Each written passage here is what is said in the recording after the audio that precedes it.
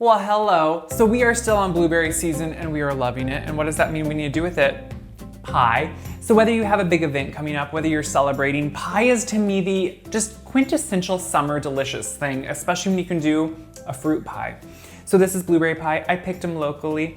Blueberry Bottom Farm. They're organically grown. So much work goes into these. And that's why I loved when you can highlight something wonderful, especially in Iowa, and the hard work that goes into it, we are gonna love it. And that's what these blueberries are. So right here we have some delicious fresh blueberries. Putting these into a bowl. And I like a big pie that's gonna be filled with all these luscious berries. So to them, we're just gonna add, of course, I'm gonna say minimal ingredients to the actual pie. Some sugar, because guess what? It's pie and you need a little sugar. Now they're in season, they're ripe, so they have a lot of inherent sweetness, but we just want, a little bit extra. Now, along with that, a thickener. Anytime you're doing a fruit pie, you need it to be thick or thickened in some way. So I'm using, guys, this happens sometimes. I'm doing a video, what does it say? Baking soda.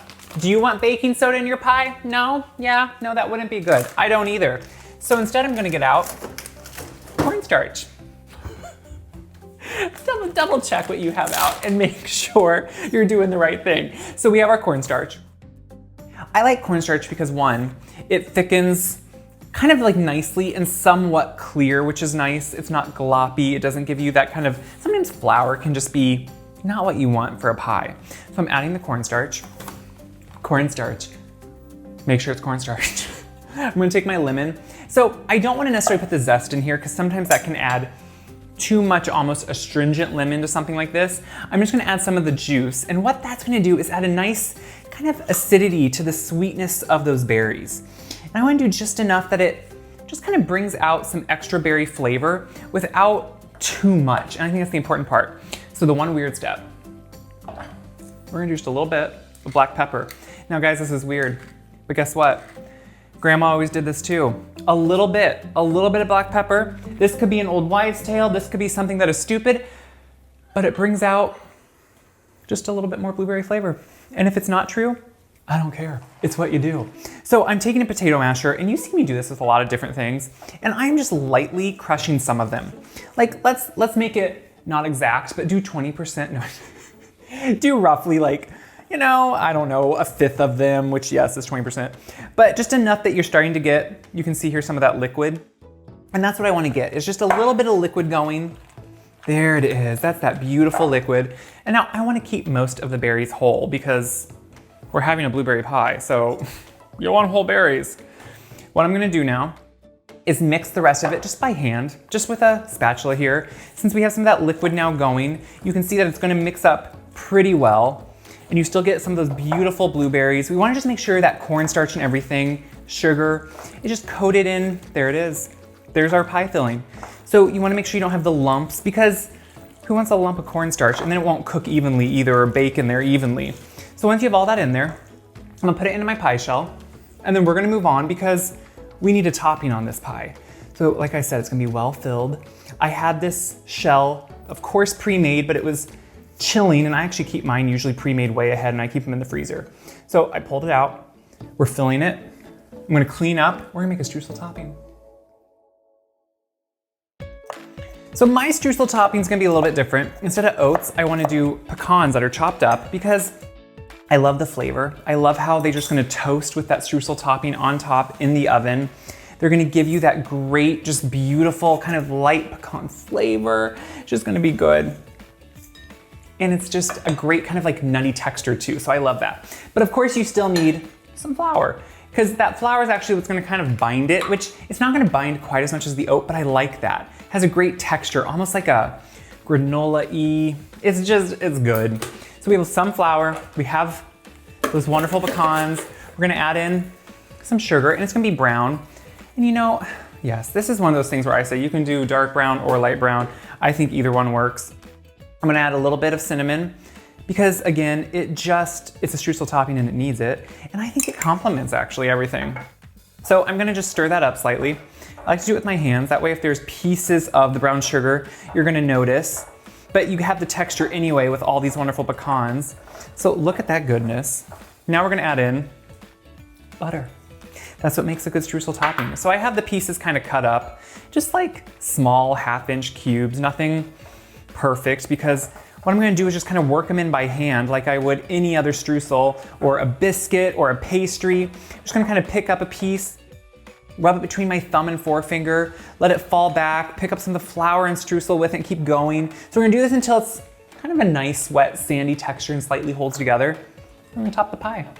Isn't pie fun? I know, you're all gonna be making pie now. We'll make pie together.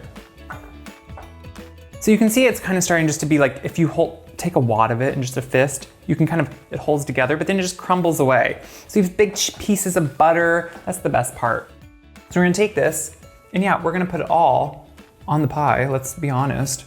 And we're gonna spread it out as even of the layers you can. Now, a pie, yes, is prone to what? It can spill over, that happens. So have either a baking sheet with parchment paper underneath it, or I use these, they're kind of old style, but you can still buy them. They're like a pie baking little pan that has a hole in the bottom and it has like a drip on it so it holds it. Whatever works for you. So I spread it out, beautiful. Look at that perfectness. And now we're just gonna put it in the oven. So we're gonna bake it hot. That's the thing, you wanna have a cold pastry and then you wanna bake it hot so it kind of has a good shape. Right there. It's gonna get bubbly. It's gonna be beautiful. You want it bubbling throughout so you know all the cornstarch is activated. And then we'll have pie. Nothing is better. Okay, so it is the day we can eat the pie. I actually let it sit overnight just to make sure it was fully cooled down to room temperature, because if you cut it right away after it comes out of the oven, it is just gonna be a mess. It's gonna be too thin. You have to actually let it sit so the cornstarch comes back to room temperature, it thickens back up. You want it to be bubbling throughout, even into the center. And if you're unsure when to take out of the oven, I've been known to actually take the temperature of the center of a pie. What is boiling? 212 degrees. I like it to be close to that in the center, between 200 and 212. So I know the cornstarch is all activated. So look how the beauty. Now, don't be fearful. If it runs over, guys, that's a homemade pie. That's what they do, they run over. And then you know, guess what? It's homemade. And I like my pies to be known to be, guess what? Homemade, because they should be. Ugh, guys, it just looks good.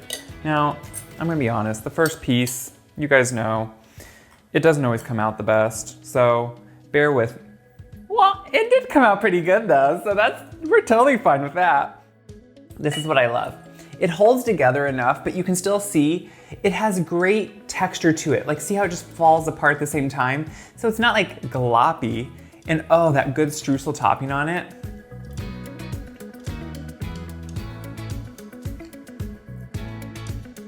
It could use one thing. It could use some ice cream. But it's actually amazing on its own. What I love is that textured streusel with the pecan and all that extra deliciousness, and just a hint, and I mean just a hint of cinnamon. Kind of balances everything out, but you get the hit of blueberry right away. And that's what I love. You don't taste lemon in it. We put a little bit of lemon juice, but that really just makes the blueberry pop. That's what you want. And it's just thickened enough. That's the important part. Thick enough to hold together, but not too thick. Guys, this is the pie of July, or the pie of summer. It is just delicious. If you can find good blueberries in season, ripe, this is what you want to do. And if you can't, it's still gonna be good. That's the best part. So what do I hope you do? Well, I hope you make pie. I also hope you share this video around to everyone you know. Yeah, that helps me, and it also helps everyone know I'm so excited that this is doable. This is so doable. If I can do it, you can do it. And guess what? The world is a better place when we all share pie, because it brings us around the table, good conversation, good food, makes friends. So share it around, check my website, wiseguide.com, for this recipe and so many other recipes and tips and tricks and garden, because I'm both places, inside, outside. So until then, make some pie, enjoy it. Believe me, you'll be happy you did.